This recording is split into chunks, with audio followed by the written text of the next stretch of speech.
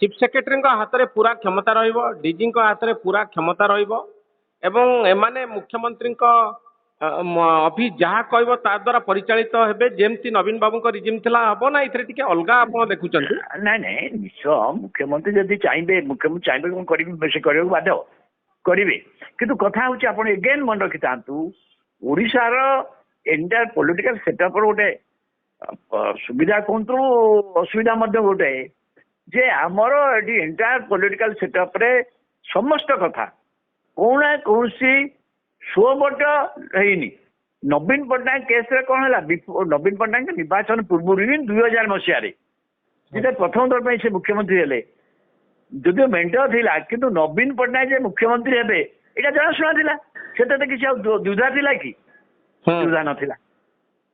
ଏବଂ ସେ ଅନୁସାରେ ସେ ତାଙ୍କର ଯାହା ନିଷ୍ପତ୍ତି କଲେ ଏବଂ ତାଙ୍କର ତ କେହି ଯେହେତୁ ଷ୍ଟେଟ୍ ପାର୍ଟି ତାଙ୍କର ତ କେହି ବସ୍ ନାହାନ୍ତି, ତେଣୁ ସିଏ ତାଙ୍କର ନିଷ୍ପତ୍ତି କଲେ ଏବଂ ସେ 24 ବର୍ଷ ରହିଯିବା ଫଳରେ ଗୋଟେ ଶାସନ ଏମାନେ ଯେଉଁମାନେ ବର୍ତ୍ତମାନ ଆସିଲେ ଶାସନକୁ, ଆସିଗଲା ପରେ ତାଙ୍କର ଟ୍ରଷ୍ଟେଡ ଲୋକ ଆଜି ପର୍ଯ୍ୟନ୍ତ ଦେଖନ୍ତୁ ଓଡ଼ିଶା ଶାସନରେ ବହୁତ ଲୋକଙ୍କୁ ସବୁ ଜାଗାରେ ପୁରାପୁରି ଭାବରେ ଠିକ ଭାବରେ ଥଇଥାନ କରାଯାଇ ପାରିନି, କରିବାକୁ ସମୟ ଲାଗୁଛି।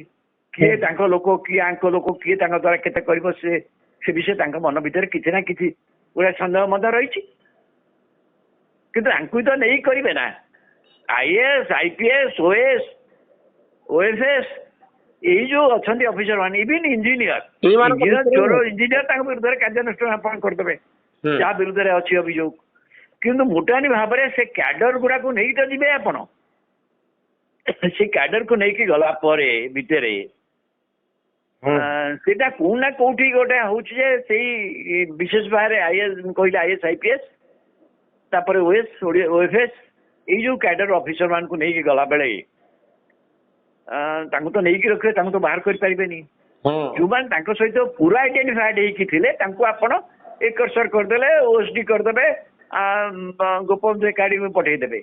ତା ବାଦେ ଯୋଉମାନେ ଅଛନ୍ତି ସେମାନଙ୍କ ଭିତରେ ଯେ ସେମାନଙ୍କ ସାଙ୍ଗରେ କେତେ ଅଛନ୍ତି କଣ ଅଛନ୍ତି ଆପଣ ଜାଣିଛନ୍ତି କି? କିଏ ଜାଣିଛି କି?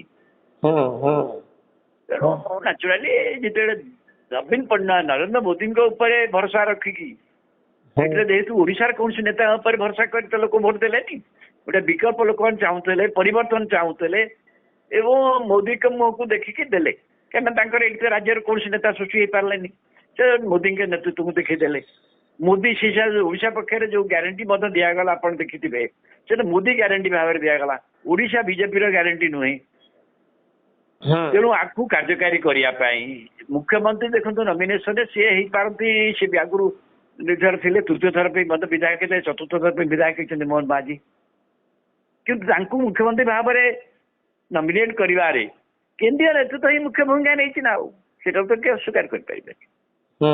ତ ବର୍ତ୍ତମାନ ମୁଖ୍ୟ ଶାସନ ସଚିବ ଏବଂ ଡିଜି ମଧ୍ୟ ବି ଏଇ ଦିଟା ହଉଛି କି ପୋଷ୍ଟିଂ ରାଜ୍ୟ ସରକାର, ଏଇ ଦିଟା ହଉଛି କି ପୋଷ୍ଟିଂ ଯାହା ଜରିଆରେ ଶାସନ ଚାଲେ, ଏଣ୍ଟାୟାର ଶାସନ ଚାଲେ। ମୁଖ୍ୟମନ୍ତ୍ରୀ ଯେତିକି ଇମ୍ପୋର୍ଟାଣ୍ଟ, ଏଇ 2 ଜଣ ଅଫିସର ମଧ୍ୟ ସେତିକି ଇମ୍ପୋର୍ଟାଣ୍ଟ। ତ ରବାବୁ ଆପଣ ଭାବୁଛନ୍ତି କି ବିଜେଡିର ଯୋଉ ଓଡ଼ିଆ ଅସ୍ମିତାକୁ ନେଇ ସମାଲୋଚନା ଏଇଟା ଲୋକଙ୍କୁ ପ୍ରଭାବିତ କରିବ ବର୍ତ୍ତମାନ ଷ୍ଟେଜରେ? କେତେ ଦୂର ପ୍ରଭାବିତ କରିବେ ମୁଁ ଜାଣିନି। ଆପଣ କଣ ପ୍ରଭାବିତ କରିବେ ଦେଖନ୍ତୁ, କଂଗ୍ରେସ ଦଳର ବର୍ତ୍ତମାନ ଗୋଟେ ଷ୍ଟିୟରିଂ କମିଟି ହେଲା। ସେ ଷ୍ଟିୟରିଂ କମିଟି ଅଜୟ କୁମାର ହେଉଛନ୍ତି ଷ୍ଟିୟରିଂ କମିଟି ଅଧ୍ୟକ୍ଷ, ଟିକେ ଓଡ଼ିଶା ଲୋକ।